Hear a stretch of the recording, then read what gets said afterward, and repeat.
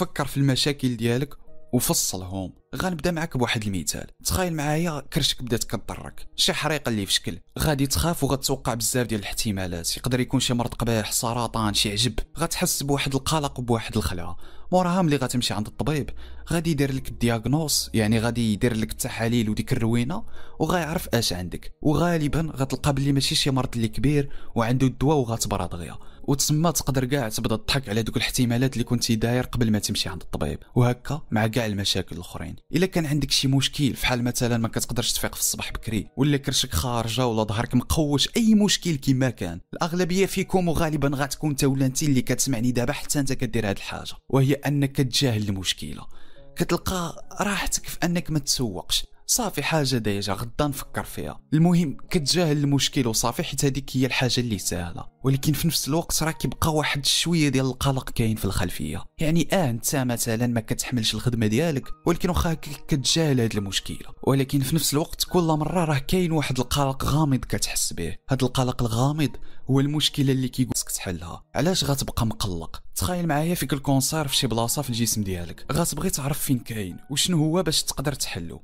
وعلاش ما ديرش هادي مع كاع المشاكل ديالك؟ علاش ما تنوضش وتشوف المشاكل ديالك وتحاول تفهمهم؟ فين ما تحس براسك كتأجل شي مشكله ولا كتجاهلو، عارف راسك راك غترقع. وهذه ماشي شي حاجه اللي غتمشي وغديرها دابا وصافي غتسالي، ولا هذا راه اسلوب حياه. هي اسلوب حياه خاصك تبقى ديرها كل نهار وكل لحظه. فالقاعده ديالنا اللي كنهضروا عليها دابا هي فين ما تحس بداك الاحساس ديال القلق في الجهه ديال شي حاجه، حبس، فكر فيها، وإلا كان عندك الوقت ريح وحاول دير واحد الخطه باش تعرف المشكله ديالك. تما ملي تعرف المشكله كيولي الحل واضح. مثلا كتفيق في الصباح غابزز، ريح مع راسك وفكر وحاول تعرف علاش. نقولوا مثلا السبب واحد ما كتنعش بكري، وفكر علاش ما كتنعش بكري. يقدر يكون السبب واحد كتعطل ما تمشي للناموسيه، ولا كتبقى هاز التليفون قبل ما تنعس وكيخليك تعطل ما تنعس. فهاد اللحظه هادي غادي تولي عارف بلي ما خاصكش تبقى تهز التليفون ملي تكون ناعس. هو داك القلق الغامض اللي كان عندك ولا عباره على خطه باش انك تحيدو، ووليتي عارف راسك اش خاصك دير. وهذا غا مثال وصافي. اما انت ولا انت الا ما كنتيش كتطبق هاد القاعده فاذا راه عندك بزاف ديال المشاكل في حياتك. فاي مشكله فكر فيها باش تقدر تلقى ليها الحل. اسمع للناس مزيان وفهمهم. فخلينا نهضروا على هادشي شويه بعمق اكثر اليوم. حنا كائنات بشريه، كائنات اجتماعيه، كائنات فيها واحد الغريزه ديال التواصل. كنتواصلوا باش كنحلوا المشاكل ديالنا. كيفاش؟ دابا المشاكل وداكشي اللي كيوقع لينا في حياتنا باش نحلوه خاصنا نخرجوه من راسنا ونشوفوا فيه، والوسيله باش نخرجوه هي التواصل. هاد التواصل هذا مقسم على جوج انواع. كاين التواصل مع الناس الاخرين وكاين التواصل مع راسنا. نبداو بالتواصل اللي كيكون مع راسنا. كاينين شي ناس الطريقه اللي كيخدموها باش يحلوا المشاكل ويفكروا هي انهم كيتواصلوا مع راسهم، وغالبا انت ولا انت منهم، حيت هاد النوعيه ديال الناس هما اللي كيكونوا مهتمين بفحال هاد المحتوى اللي كندير. وحتى انا راه في حالك كنتواصل مع راسي اكثر من الناس الاخرين. المهم المره الجايه ملي توحل في شي لعيبه كما كانت، تقدر تكون غاشي مساله في الماط ولا شي حاجه في حال هكا، فاحسن طريقه باش تحلها هي توقف وبدا تمشى كاع وبدا تهضر مع راسك.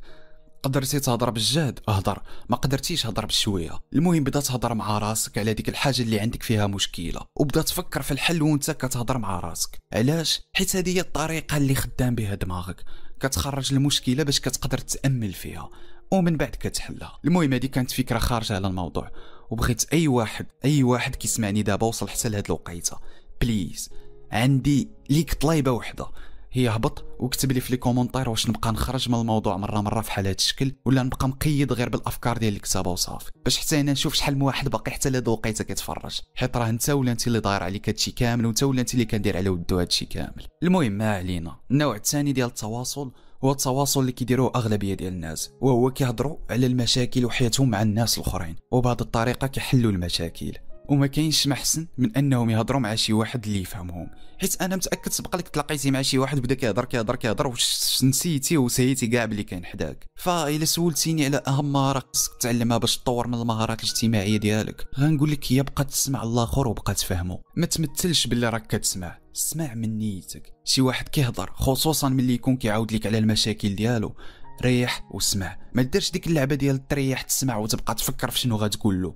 لا، سمعوا، فهموا، حاول تفهم داك الشيء اللي باغي يوصل لك. بهذه الطريقه غتكون درتي فيه واحد الخير كبير.